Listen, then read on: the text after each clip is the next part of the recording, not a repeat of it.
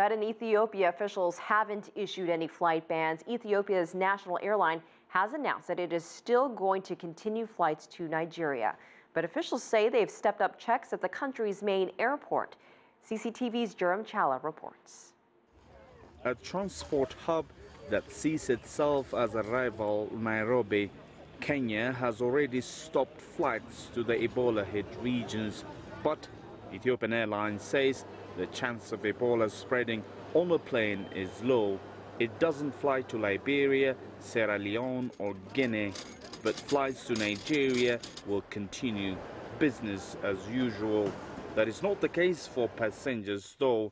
Everyone coming from the west is being checked at a special quarantine center.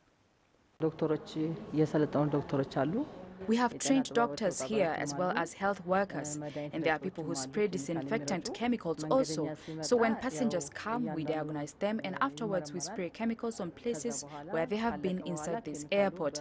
That's how we are working here. Passengers seem reassured. And it's very good to take the people to check their healthy, and if it is somebody who was sick, you can emergency, you can take to the hospital here. It's good here. Because of the lack of healthcare system in Africa, this could spread disease. Ebola could spread quite rapidly and quite quickly. So it's good to take precautions. If your body temperature is more than 38.5, then there is a high chance of you having an Ebola virus in your blood. That is what these doctors are checking. And if you're wondering what mine was, it was just 36.